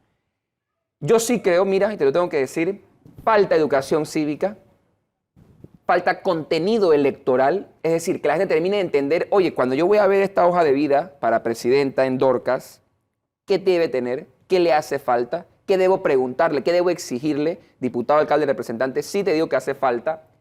Pero yo, mira, creo que cada vez hay más oportunidades y creo que la labor de líderes como yo, más que hacer mi trabajo, pues que creo que lo estoy haciendo, es ver cómo logro educar. No incidir, que sí lo quiero hacer porque tengo gente que estoy apoyando, pero más allá de incidir, educar. Y en que la gente al menos tome la mejor decisión que crea posible. Sea la que yo comparto, bendito sea Dios. Si no, pero al menos una decisión educada, lo respetaré como un demócrata. Lo que te digo es que entonces sí, yo creo que si hay educación, siempre hay espacio para mejorar y para profundizar, pero creo que entonces la clave de que ese poder que hay, que veo con optimismo, se ejerza responsablemente con un resultado concreto en las elecciones y a todos los cargos, es que terminemos de educar y que lo hagamos como te digo, no para que voten como yo quiero, sino que voten pensando en el futuro del país y con claridad de qué estamos delegando en este momento crítico que vive el país. Diputado, todos los diputados independientes se sostuvieron o mantuvieron como usted. Yo recuerdo que usted acá nos ha compartido varias cosas, entre ellas que en la Comisión de Presupuesto se pasaban proyectos, documentos, sin, por ejemplo, su firma, y eran temas de traslado, es decir, eran temas sensitivos. Usted ha presentado las denuncias constantemente ante las autoridades competentes y no ha pasado nada, pero ¿todos en el tiempo se sostuvieron con esa independencia o eso no ha sido así? Y hablo de sus colegas. Yo creo que es lo que me estás preguntando. Mira, nosotros hace unos cuantos días recibimos una información de una cuenta de Instagram que hace una publicación sobre un posible traslado al margen de la ley por parte de un diputado miembro de la bancada. Yo quiero ser muy claro. La legalidad, la transparencia y el buen actuar no es que para mí se mide de una forma y para ti de otra porque eres de otro partido. Todos debemos actuar de la misma forma. Y lo que te puedo decir aquí, porque no he podido recabar toda la información, entenderás, es que vamos a trabajar desde la bancada, con el compañero, con las instancias legales, en investigar a fondo lo que ha ocurrido, porque ¿qué? Lamentablemente sabemos que ya ha pasado, porque a mí me ha pasado como miembro de la comisión, que diputados de la comisión no hacen una reunión, se ponen de acuerdo 8 de ellos o más, porque 8 es la mayoría, ¿no? Y se van a un cuartito, firman un papel y aprueban un traslado sin cumplir con la ley. Por ende, debo reconocer que lo denunciado podría ser posible. Ahora mi tarea es, y me quiero comprometer a hacerlo aquí, es a que de forma transparente y honesta, de cara al sol, caiga quien caiga, voy a investigar eso que se ha denunciado y vamos a ver qué es lo que hay allí. Y que si hay algo raro, como denuncié lo que denuncié de otros compañeros de otras bancadas, denunciaré esto. Entonces, lo que te puedo decir ahorita es que hay que investigarlo, que es un tema delicado. Usted no mete las manos en el fuego por nadie, diputado. No es un tema de meter las manos en el fuego por nadie, pero es que yo sí creo que al final, como todos lo sabemos, hay gente buena en todos lados y gente mala en todos lados. Y al final deben juzgar y yo no. Yo no soy aquí para juzgar, yo soy un servidor y no debemos ni entre servidores ni entre ciudadanos, pues. Yo lo que tengo que es investigar y como te digo, más allá de juzgar, que no es mi tarea, si encontramos algo o podemos probar que lo denunciado por un medio digital es cierto, lo vamos a denunciar. Y quien debe decidir si hay responsabilidad legal, penal, administrativa o no, serán los tribunales de justicia. Y quien debe explicar lo que pasó o no es el colega. Entonces nosotros, como te digo, dame el tiempo para conversar con él, para investigar a fondo el tema y voy a darte, me comprometo contigo, Dorcas, en darte esa entrevista sobre lo que encontremos y decirle al país qué es lo que pudo haber pasado. Pero esto sería lamentable si es así, diputado Juan Diego, ¿no? Mira, nosotros llegamos a la asamblea con una bancada de 5. Y es lo que la gente olvida, y perdona que me tome el tiempo de tu programa, cuando yo llegué a la asamblea, Dorcas, si bien yo sabía quiénes eran algunos de mis compañeros de bancada, nunca fue que fuimos agarrados de la mano a buscar el voto. Era uno por su lado, porque además somos de distintos circuitos, salvo el caso de Edison y Raúl que comparten circuito. Entonces no nos conocíamos. Gabriel fue mi profesor en la universidad, pero hasta allí. Edison era alguien mayor que yo en la universidad y sabíamos quién era, pero hasta allí. Con Raúl conversé unas cuantas veces. Adán, me enteré que existía cuando gana su elección. Entonces, no es que llegamos como un equipo. Y el trabajo que se ha hecho, la política, como te dije, no es fácil. Quita máscaras y nos ha ido mostrando con acciones. Y todos cometemos errores, quiero decirlo. Todos cometemos errores, pero con acciones que alguien ha demostrado quién es quién.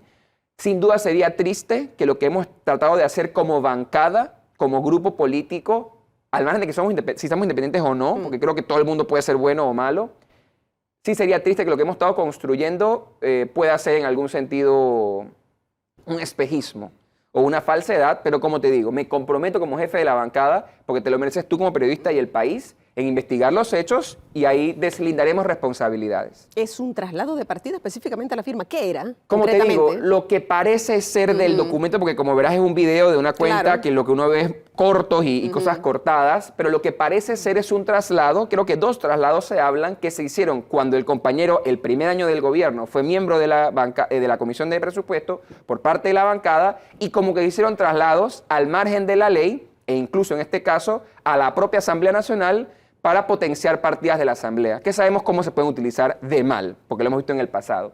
Entonces, eso hay que verlo. Eso sin duda alguna, como te digo, hay que investigarlo y vamos a ver qué ocurre. Y como te digo, si hay algo raro, me comprometo a que hay que denunciarlo. No podemos ser tibios en eso. Y usted quiere mantener la reserva del nombre de su colega. Yo creo que el que nos está viendo sabe, ¿no? Tú no quisiste mencionarlo aquí. Yo creo que el que está No, yo viendo... lo puedo hacer. No tengo ningún problema. No, o sea, a ver, hoy es domingo, creo que el video salió el viernes, es un tema, es un miembro de la bancada al que hay que investigar y vamos a investigar y si hay algo, lo vamos a denunciar. Quiero dejarlo totalmente claro, tú puedes decir de quién se trata, ¿no? Sí, Para del diputado Raúl Fernández, ¿no? Sí. Ahí está el nombre. Bueno, yo creo que es importante. Es que tampoco son muchos, ¿no? Diputado Juan Diego. Somos 4. Son 4 y yo creo que sí hay que aclararlo. Me imagino que en su momento también el diputado saldrá a dar su versión de lo que ha pasado. Temas que ocurren en la Asamblea Nacional. Danilo. Bien, usted le pasó, entre los temas que abordó hace un momentito, pasó rápidamente por la experiencia de la minera. A su entender, el huracán de la minera separa aspectos o mete todo en un solo bolsón.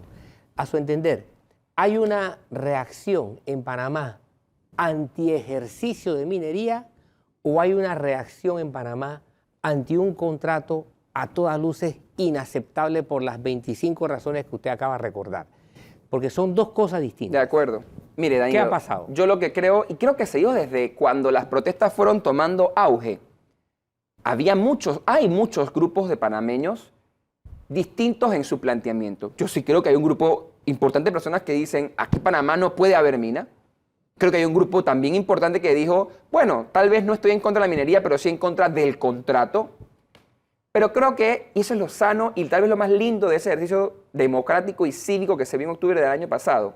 Más allá de esa diferencia de criterio, quienes se unieron, o puedo decir, nos unimos yo desde mi trinchera en la Asamblea, quienes simplemente vemos en un gobierno que no sabe negociar pensando en el país, en una Asamblea que aprueba ilegítimamente y en una actividad económica que tal vez no es lo sostenible que debería ser para lo que el país quiere, porque yo quisiera ver turismo verde, yo quisiera ver actividades que puedan ser sostenibles a largo plazo, quisiera ver acabar el monocultivo, empezar a trabajar en darle comida y darle un mejor ambiente al país. La gente dijo, hey, las cosas tienen que cambiar. Y yo lo que creo que fue un rechazo, sin duda alguna, al contenido del contrato, pero también a la forma. Y por eso creo que lo que sí engloba, y creo que el parteaguas del contrato minero no fue la actividad como tal, aunque como te digo, sí hay gente opuesta determinadamente a esa actividad, pero creo que es a hacer las cosas bien. Porque te pongo un ejemplo. Si el contrato, Danilo, hubiese sido bueno, como yo me preguntaba en la Asamblea y le preguntaba a los colegas que la Constitución nos obligaba, ¿el contrato es bueno y justo con el país? Si la respuesta hubiese sido sí, la Corte lo hubiese tenido que considerar así y darlo por legal. Me puede no gustar, pero es legal. Pero lo cierto es que se hizo mal. Y eso fue lo que le molestó a la gente. La forma, en 3 días, porque quiero, porque lo voy a hacer, porque ya existe. Todo el temor de lo que se vio de que se pagaban influenciadores y periodistas para hablar del tema, la defensa, el gasto en publicidad, todo eso fue una maraña que a la gente no le gustó.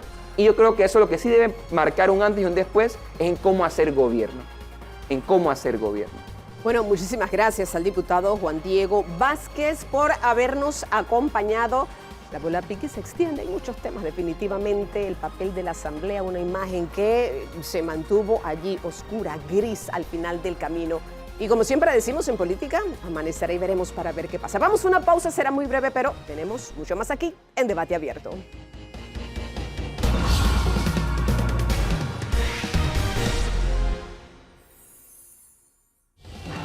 Estamos de vuelta en Debate Abierto. Bueno, yo creo que ya las campañas de los candidatos presidenciales pasan del qué al cómo. Acciones concretas es lo que la población necesita conocer, quiénes son, de qué se trata, cómo piensan resolver los principales problemas de nuestro país. Y precisamente tenemos aquí a nuestros invitados, a Edgar Chacón Rodríguez, de la campaña del señor Rómulo Rux, también Lucy Carrizo de Pajés, vocera de la campaña de Martín Torrijos, y Aram Cisneros, vocero de la campaña de Ricardo Martinelli. Vamos a aprovechar estos minutos y yo veo que todo el mundo vino bien preparado, porque cuando hablamos de planes de gobierno, bueno, la lista es interminable, pero me gustaría arrancar por la dama. Lo esencial, primordial, ¿dónde está la lupa de la campaña de Martín Torrijos con este mar de problemas que tenemos nosotros en el país? Muchas gracias, Dorca. Muchas gracias, Danilo, por esta invitación. La verdad que para el grupo que estamos trabajando con Martín Torrijos, yo he estado siendo parte casualmente del movimiento Panamá Posible, y uno de nuestros primeros objetivos es poder escuchar. Y empezamos haciendo un diagnóstico de todas las necesidades y las expectativas que tenía el pueblo panameño. Hay una serie de elementos. Lo más importante es poder identificarlos, pero considero que el gobierno que salga resultado, que gane los resultados de las elecciones del próximo mes de mayo, tiene que tener un equipo muy competente que comience a actuar desde el primer día, porque estamos recibiendo un país con muchas crisis. Entre esos temas que estamos viendo es, por supuesto, número uno, el desarrollo económico. Estamos viendo el sistema del seguro social de forma integral. No solo es un tema solamente del IBM, sino de los sistemas y las respuestas de salud. Mencióname otro, para que sean tres. Estamos viendo el tema de educación. Claro. Permítame, me gustaría saber cuáles son esos 3 puntos o pilares que tiene en este caso el señor Chacón acá. Sí, precisamente nuestro plan de gobierno en la alianza CD Panameñista, gracias por la invitación, Danilo y Dorcas, se enfoca en un plan de gobierno que generará confianza a la población panameña y a los gremios a nivel de los sectores productivos. Y en tu pregunta está, dentro del plan de gobierno se enfoca en 4 ejes estratégicos. Uno es bienestar y calidad de vida, educación de calidad, desarrollo económico. Y el cuarto es el eje estratégico de democracia y gobernabilidad. Lógicamente todos ellos en una línea transversal de algunos puntos específicos y fortalecimiento del tema de provincias y comarcas. Claro. Los 3 pilares fundamentales que hemos identificado: el tema de generación de empleo, el tema de turismo, agropecuario, el sector agropecuario, un eje motor en el sector de empleo y crecimiento económico, y el sector logístico. Estamos también en esos 3 pilares enfocados en el plan de gobierno. Claro, señor Cisneros. Buenas sus tardes. 3 pilares. Y feliz domingo a todos. Gracias. Gracias. Me gusta tu palabra, la palabra que has utilizado, lupa, para referirte a las prioridades. Muy oportuna. En el caso nuestro son 3 también. Todos estamos de acuerdo que la calidad del empleo tiene que mejorar. René Quevedo es un gurú en el tema y ha explicado que estamos creciendo la economía, pero la economía cada vez tiene más empleo informal, menos formal, financiado por plata que pedimos prestada. Ricardo Martinelli tiene en inglés se dice track record, un historial como una persona que logró que Panamá tuviera algo que casi nunca se ha logrado, que se llama el pleno empleo. Cuando estás en el 3 o 4% de desempleo, hablamos de que hay pleno empleo. Y logró en el año 2010 que Panamá tuviera el grado de inversión que tristemente parece que ahora vamos a perder. Y que va a ser uno de los desafíos si se pierde. Nuevamente alcanzar. Volviendo a tu Ahí lupa, estamos. Volviendo a tu lupa y a las prioridades, serían para ser Los concreto 3. en la respuesta. Claro. Empleo, que ya expliqué. Agua, tanto la que vamos a tomar como seres humanos, ¿no?, como la que necesita el canal para pasar barcos. Y el IBM, que es un problema complejo que la gente ve lejano, que no siente cómo le afecta, más allá del que pueda pensar que no se va a jubilar. Pero más que un problema de jubilación, es un problema de finanzas públicas y de salud de la economía. Claro, yo voy a darle la palabra a Danilo, pero quiero dejar esto en el tapete. Las promesas de campaña siempre van a estar. Sí. Podemos analizar el cómo, pero cada vez que una gestión gubernamental sube, dice, la deuda está muy alta, no puedo cumplirte esto. No, acá hay otro problema, tampoco voy a poder cumplirlo. Y al final nos pasamos, y esta no es la excepción, con esas promesas que quedan o a la mitad o inconclusas. El mejor ejemplo, Caja del Seguro Social, que esta administración patea la bola y le va a tocar a la próxima cuando ya estamos en el 2024 y sabemos cuáles son las consecuencias. Coinciden ustedes en la mesa con algunas propuestas, generación de empleo, sin embargo veo que hay otras distintas también. Dejo esto en el tapete, Danilo. Sí, bien. Han mencionado los temas, ¿no? Agua, empleo y seguro social. De las otras dos campañas no tenemos mención de temas, pero sí dicen que tener el equipo humano que tienen o la experiencia que tienen. Solamente fueron invitadas, no pudieron Exacto. estar una y la otra no contestó, para tenerlo claro. Pero todavía no tenemos los contenidos de las propuestas. En la semana que acaba de pasar, Torrijos recibió de parte de un grupo de su apoyo, recibió el plan de propuesta, pero todavía es desconocido para los electores. Y no conozco ninguna campaña que haya manifestado cuáles son sus propuestas específicas para los problemas. Recientemente tuve la oportunidad de estar por todo el país y no hay un solo distrito en este país, uno solo, que haya resuelto el problema de manejo de desechos. Algunos, como Colón, sencillamente están sepultados en basura. Otros no están como Colón, pero no es que tienen el problema resuelto. Pero no hay ninguno que lo tiene. Entonces pregunto, ¿tienen algo que decir que van a hacer? Porque todos quieren ser presidente, pero nadie nos dice qué va a hacer. O el cómo, Danilo, ¿no? O el cómo, para resolver problemas como esos tres: agua, empleo, seguro social, y yo agregaría desecho, yo agregaría narcotráfico, yo agregaría inversión extranjera, en fin, podemos alargarlo mucho más. La lista es interminable. Interminable, pero en un problema común a todos los distritos del país, por ejemplo, ¿qué traen los candidatos? Por ejemplo, en el caso puntual que mencionas, Danilo, el qué, pero también el cómo. Eso es muy importante. Nosotros sabemos el qué y sabemos saber cómo, el cómo. Y te lo digo con luces largas porque el diagnóstico que hemos hecho no es un diagnóstico de hace unos meses atrás. Es un diagnóstico validado con profesionales, especialistas. Y precisamente, por ejemplo, en el tema institucional, hay que hacer una reingeniería en el tema institucional.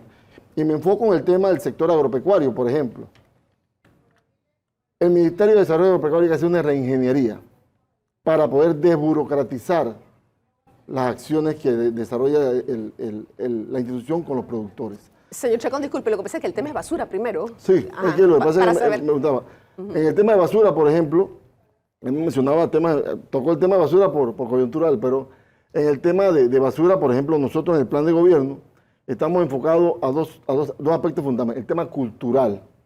Tenemos que elevar el nivel de cultura de la población con respecto a dónde dejar la basura. Se nos fue el quinquenio. Se nos fue el quinquenio. Pero bueno, no sería la que recolección también. Tienen que ser dos cosas paralelas. hay que tener Cultura, el tema pero que se recoja la basura con y frecuencia. fortalecer el tema de las autoridades locales con el tema de la recolección de la basura. Es muy importante. Presupuesto para la recolección de basura en los municipios. ¿Debe regresar a los municipios? Es que hay que empoderar a los municipios en ese tema. Señor Arán. Me parece muy bien lo que él menciona y le quiero agregar algo porque al final, y lo digo con mucha confianza, podemos copiarnos las propuestas. O sea, podemos tomar lo bueno del otro e incorporarlo porque es un solo país. Claro. No es que somos marcianos y gente de Júpiter y Urano, todos somos panameños. Quiero aportar algo. Veamos la basura como un negocio para transformarla en energía, para reciclar, y eso embona o empata con el discurso verde de un ambiente sostenible. Así que está bien la cultura, está bien empoderar a la gente, pero traigamos a los que ya lo hacen bien, que agarran la basura y la convierten en dinero y de paso mejoran el ambiente.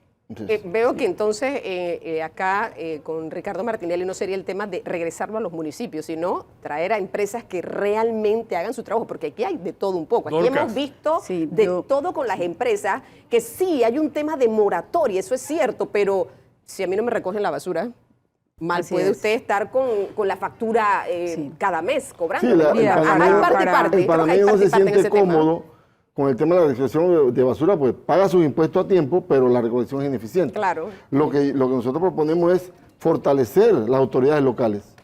Históricamente esto ha sido un tema no solamente del municipio capital, sino a nivel de todos los distritos, incluso los distritos turísticos de este país. Llámese Pedacito, Nosí, Son distritos que hay que apoyar en el tema de generación de basura. No podemos tener turismo y basura a la vez. Es vergonzoso. Es vergonzoso. Entonces, hay que poder potencializar, ¿verdad?, el tema de la basura, y bien mencionaran, coincido en ese tema, como un negocio, o sea, una facilidad, incluso un negocio local, y que el municipio se vea beneficiado de ese negocio local para poder entonces hacer autogestión dentro de cada municipalidad. Quisiera agregar, Dorcas, aquí lo importante es que podamos ver la basura como un tema integral y saber que esto es un tema de fases, etapas. Hay soluciones a corto plazo que hay que entrar de manera inmediata porque el tema de la basura definitivamente afecta el tema de la salud de los panameños. Así que hay que iniciar por allí, con ordenar lo que tenemos hasta el momento y establecer un plan que ya tenemos en el equipo del futuro presidente Martín Torrijos, que empieza desde la parte de educación y cultura, porque la basura es un manejo de todos. Pero sabemos que tenemos problemas inmediatos que tenemos que atender. Es importante lo que menciona el compañero, la basura tiene un valor y eso lo tenemos que incorporar en nuestro sistema. En la basura participamos todos, tenemos un papel del municipio, que es un elemento importante por buscar cómo contribuye a eso, pero también tenemos un papel de la recolección, tenemos un papel que tiene que ver con el valor de la basura y el futuro que tiene la basura tanto para la producción de energía, entre otras cosas. Así que la propuesta que vamos a ver, Danilo, y mencionas que no hemos entregado un plan, estamos completando el plan ya está diseñado y se debe estar entregando en las próximas semanas, en donde casualmente partimos no a partir de lo que para nosotros es importante, sino a partir de lo que la población tiene importante. Y como te mencionaba, Dorcas, la basura es uno de esos temas que estamos viendo, entre otros temas que también tenemos. Puntualmente el tema de caja del Seguro Social, no el qué, el cómo. ¿Qué se va a hacer cuando nosotros estamos contrarreloj en ese tema? Aram. Yo creo que tenemos que sacar una lección de lo que pasó en octubre y noviembre con la mina. No solo es importante qué hacer, sino cómo uno lo hace. Hay modos de hacer las cosas. Una de las cosas que nos enseñó lo de la mina es que hay que consultar. Los atropellos en este caso nos salieron muy caros. En el caso del Seguro Social y el programa de invalidez, vejez y muerte que provee de las jubilaciones, la propuesta de Martinelli es escuchar lo que la gente tenga que decir. Eso sería un diálogo más. Puedes llamarle diálogo, puedes llamarle mesa, hay distintas maneras de llamarle. Lo que pasa es que el tema de las mesas, sí, el tema de las mesas y los diálogos es que aquí nos hemos pasado de mesa en mesa, de diálogo en diálogo, y mire por dónde va el reloj, ¿no? Sí, esta consulta no puede ser una consulta sin fecha de cumpleaños. Hay los actuarios que manejan el tema financiero de la Caja del Seguro Social, de seguro tienen una fecha de cumpleaños establecida de cuando esta bomba estalla, y cualquier proceso de consulta respetuoso con la gente tiene que tomar ese plazo fatal en cuenta. ¿Medidas paramétricas plantea la campaña de Ricardo Martinelli? Hay que escuchar lo que la gente tenga que decir antes de plantear si va a ser la solución paramétrica o no. Nuestra postura, eso no es ni sí ni no, sino no sabemos todavía. Nuestra postura es aprender de los errores. Cometimos un error al tratar de imponer la minería sin preguntarle a la gente antes o educarla acerca de la industria. No vamos a repetirlo con el Seguro Social. ¿Y acá? ¿Medidas paramétricas? Bueno, no. En el discurso de nuestro presidente, el próximo presidente Rómulo Rux y su candidato de fórmula, José Isabel Blandón, no está eso contemplado. Lo que sí debo decir es que en esta mesa todos estamos claros de que esto tiene que cambiar. No solamente en la Caja del Seguro Social y en todos los sectores productivos del país. En el caso de la Caja del Seguro Social, nuestro presidente Rómulo Rux ha sido claro. Nosotros tenemos que tratar de poder nivelar la finanza de la Caja y justamente también una de las propuestas nuestras es unificar el sistema de salud. Unificar el sistema de salud en uno solo. Y eso va de la mano también con estructurar básicamente un plan de austeridad dentro del sector salud para poder garantizar. Hay mucha plata, Danilo y Dorcas, que se va en planilla, que se va en viáticos, que se va en gastos innecesarios. Nuestra propuesta puntual es un plan de austeridad para poder retomar esa confianza y poder también apagar a los proveedores. Son 1.700 millones de dólares que se debe a proveedores. Pero ese es el trabajo administrativo del día a día. ¿Qué pasa con el problema de las jubilaciones? Bueno, precisamente. Ese es un tema que lógicamente lo ha mencionado nuestro presidente, tenemos que analizar con lupa, y justamente es un tema de escasez de recursos, Eso es claro en toda la mesa. Es un tema de escasez de recursos. Y precisamente, repito, nuestro plan está orientado a unificar el sistema de salud, reestructuración de los sistemas de salud y, lógicamente, que la gente tenga su medicina garantizada, sus servicios al día, sus citas médicas, ¿verdad? Eso es generar confianza dentro de la población. ¿Reducción de la planilla estatal, sí o no, por acá? Pienso que definitivamente eso es uno de los elementos y lo hemos visto en casualmente el proceso de consulta que hemos hecho a través de estas más de 6.000 horas que le hemos dedicado con un grupo totalmente diverso de diferentes profesiones y definitivamente que sí encontramos que hay oportunidad de revisar la planilla estatal y sobre todo profesionalizar el Estado. Cuando hablas de institucionalidad y cuando hablas del diagnóstico que se ha hecho en todos estos sectores, uno de los primeros temas que salen de las mesas de consulta es la necesidad de mejorar la institucionalidad, de formar, de contar con personal técnico. Y muchas veces, y definitivamente ha sido sorprendente, sobre todo lo que ha salido de este proceso de consulta, es que no es necesariamente un tema de cambiar las leyes, es contar con el personal indicado en los puestos indicados y con el personal técnico que tenga las competencias para sacar adelante. En el tema del seguro social y lo que estabas preguntando, es interesantísimo lo que sale de los procesos de consulta que ya nosotros hemos adelantado a partir de este documento que le entregamos al candidato que va a ser validado y evaluado y va a ser incorporado a muchas de estas propuestas a su plan de gobierno. Hay posiciones diferentes, hay posiciones que te hablan de que en efecto las medidas paramétricas debe ser una opción y otras que no, pero en gran medida donde hay coincidencia es que hay muchas oportunidades de optimización y que necesitamos un equipo profesional que se aleje del clientelismo y la política tradicional para que en realidad se enfoque a hacer un trabajo eficiente. Te sorprendería pensar que hay mujeres que sí piensan que deben tener 5 años más de oportunidad, igual que el hombre, en poder desempeñarse en sus trabajos. Hay opiniones diversas y eso es lo interesante del proceso de consulta y escuchar las diferentes opiniones. Lo que Lucy dice es exactamente lo que pensaba yo. Hay verdades duras que a veces no nos atrevemos a decir, pero que hay que decirlas. Una de esas verdades duras es que aquí la gente es nombrada porque caminó con el candidato, a representante, a diputado, a alcalde, a presidente, no porque sea capaz o sea competente.